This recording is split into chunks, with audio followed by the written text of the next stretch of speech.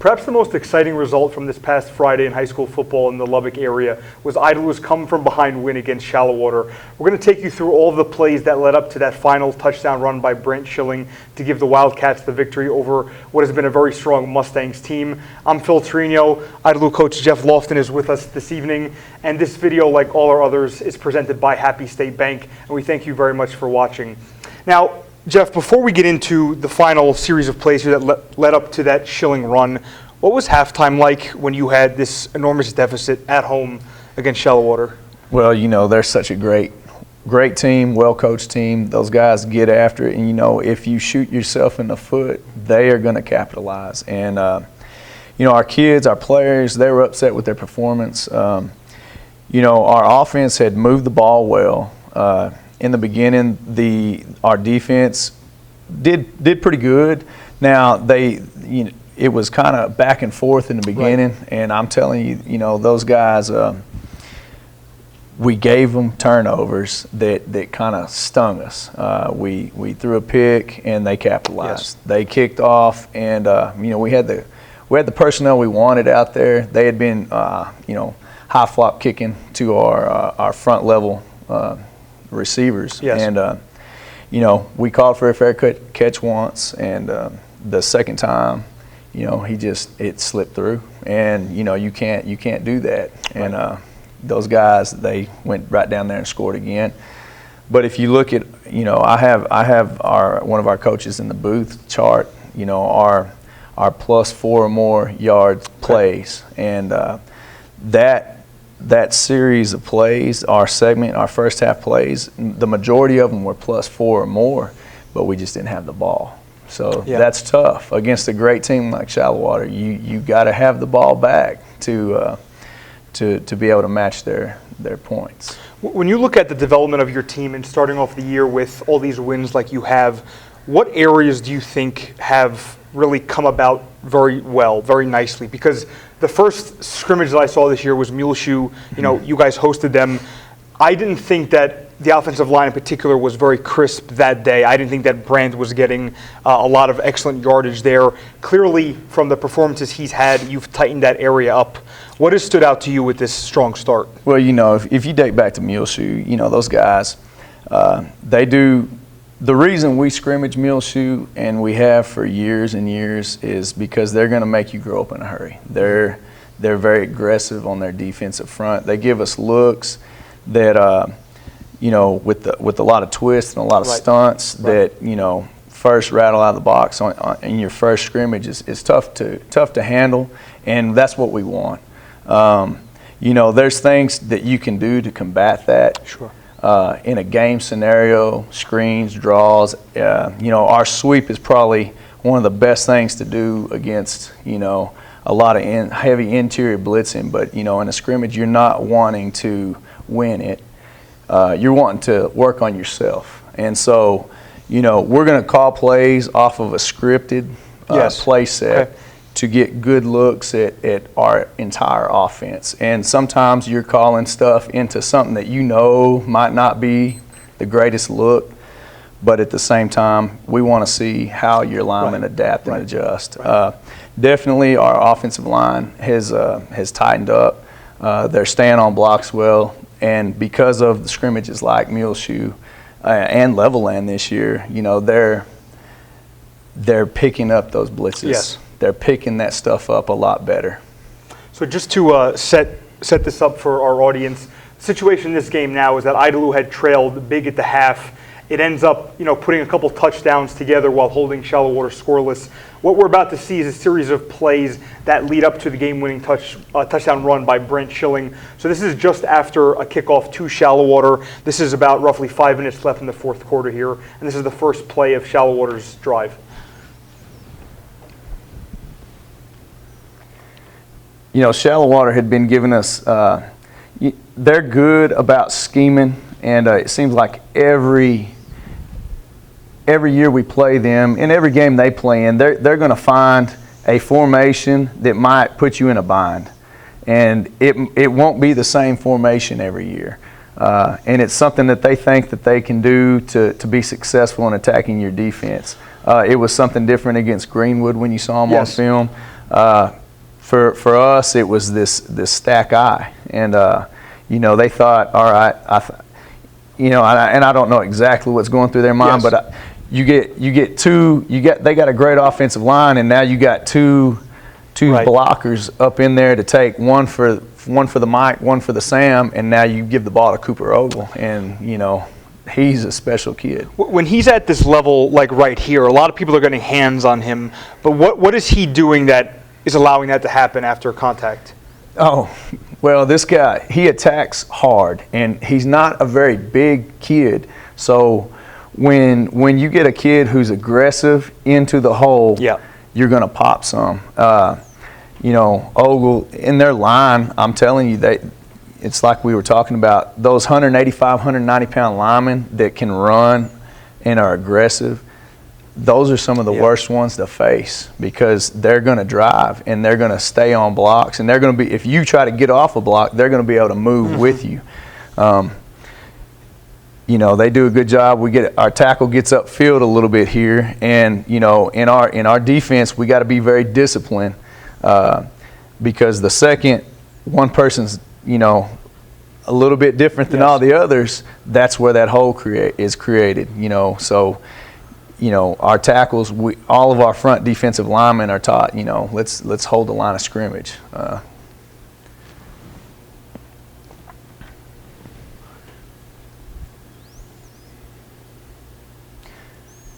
They get there. That was a good first down run for them, and our defense does a good job of stepping up, and that was going to be their second first down of the second half, and I think that's the only 2 first downs they had. Right here, let's see it one more time.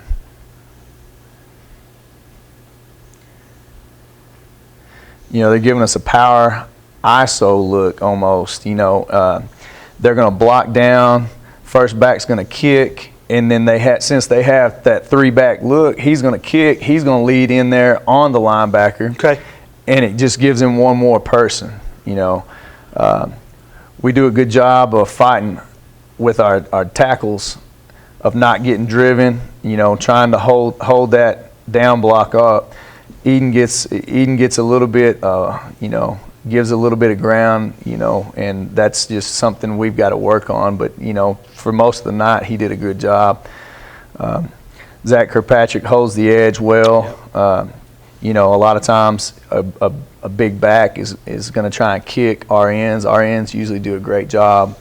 Isaiah Pacino at the top, he's spine quarterback, because that guy's just as dangerous as Ogle.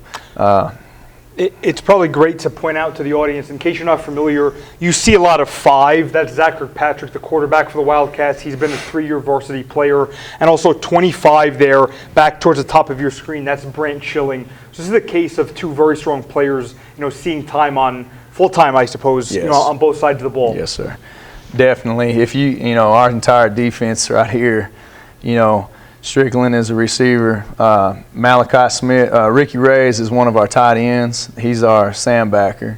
Malachi Smith is our linebacker, our Mike linebacker. He's a full-time guard. He's a full-time tight end. Bo Howard's our Willie linebacker. He's a full-time fullback. Just about every one of our kids are Ironman football players. They play both sides. That's Ben McGehee. He's a full-time wideout for us. And Brand, of course. It's a blessing to have kids that you can coach that are tough enough to play full-time 2 ways. And of course, we focus a lot of that in our non-district schedule to try to prepare us, on top of conditioning.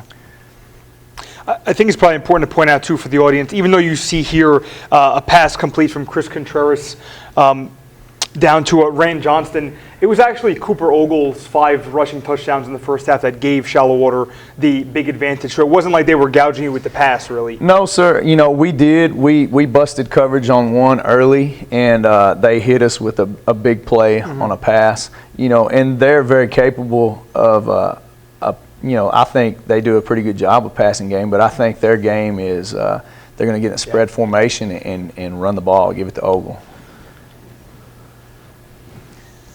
they actually graded out as far as when you scout them in the 3 films that we exchange, they're probably 75% run. Right.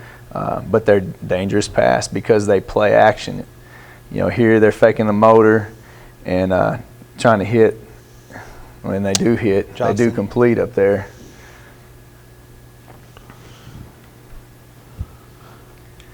Critical situation here, 3rd and long.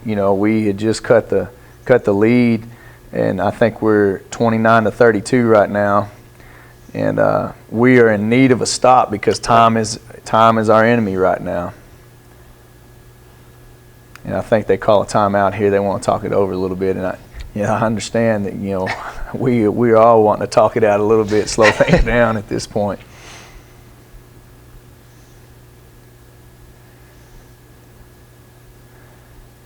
Great job here. We know most teams, and I don't say most, but I think 3rd and 9 is a passing down. Yes. Most of the time.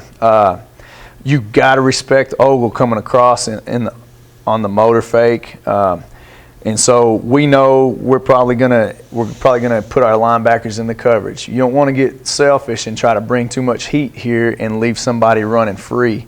And so we tell our defensive line that you've got to get pressure with 4. And those guys did an excellent job. We got 2 defensive ends in Zach Kirkpatrick and Isaiah Pacino that can move and are mobile, are big tackles.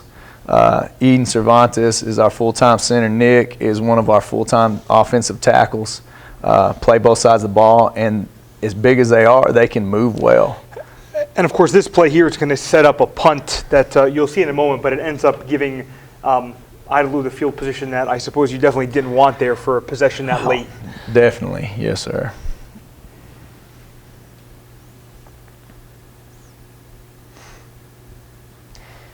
Their kicker did a great job all night, and that's he's pretty special. That's a corner kick, and they got down and downed it inside the 5.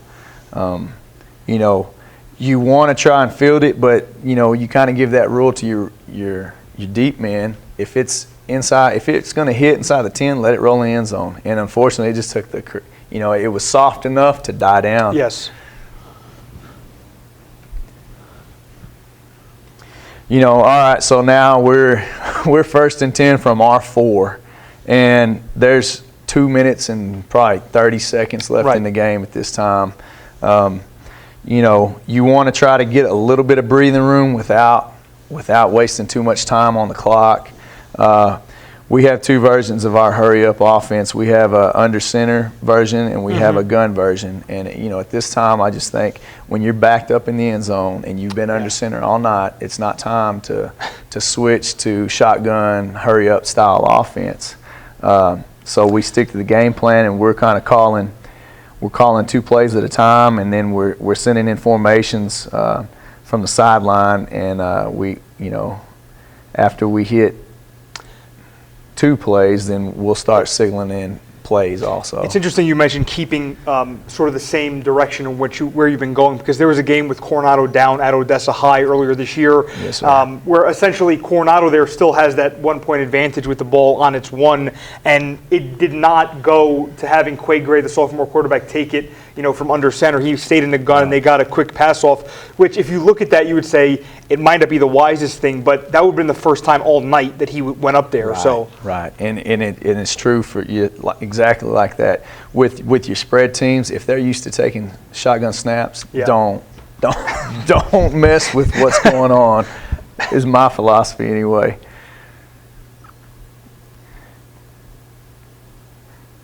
These guys have been. Brant had been getting good looks all night. We had consistently moved the ball. Now in the second half, we ended up having to punt twice in the 3rd quarter, and that really been the times other than us really shooting ourselves in the foot with turnovers or just not having the ball that it had been a situation where we just couldn't get anything going. Right here, we're running sweep, and our our tight end's doing a pretty good job on the edge. He just lets them escape right at the end. But you see that there's a potential for a cutback lane there, and we all see that, and we think, well, do you go to the well too many times, or do you try to call it one more time? So we roll it, and it's amazing what these kids do next.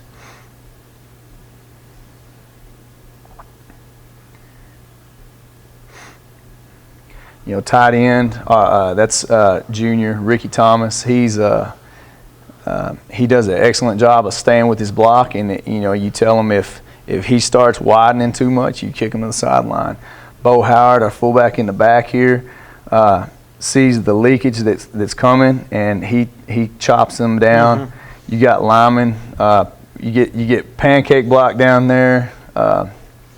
You get other linemen throwing cut blocks. You can't say enough about those guys because they're the ones that start it off. They're giving they're giving us a little 5-3 double eagle here, and they're soliding up in the middle, and you have a chance at a cutback lane, or you have a chance of poking it through there if you can get the edge, which Shallow Water does a great job of running the football, and we were fortunate to be able to cut that. Now our quarterback, he's far. I mean, we count him we include him in. He's got to account for somebody on our sweep, and Zach Kirkpatrick has done a great job all year of accounting for somebody and usually getting a pretty good cut block on people. Our tackle there, Nicky Barra, goes down inside and cuts somebody out, and it's tough when people are throwing at those legs. Yes. Even if they miss, a lot of times it gives Brant enough time. So just once again to recap, this is the 87-yard touchdown run by Schilling that wrapped up Idle's win, at home against Shallow Water. And just lastly for you before we let you go, how is Ty Nichols doing? How are his spirits? Because this is, folks, if you didn't know, Nichols is an outstanding fullback and full-time linebacker as well that's gotten some collegiate interest but has been dealing with a hamstring injury. Bo Howard, as you saw, number 2, doing a strong job playing in that fullback spot. How is Ty? Ty, it's got to be tough, and we try to bump that guy and pat him on the back every day we can because I couldn't imagine having to sit out your senior year due to an injury. He's progressing, and he's been working his tail off, trying to get back. Rehab is going well with him, and I think we are trying to get him back maybe by the second game in district. Okay.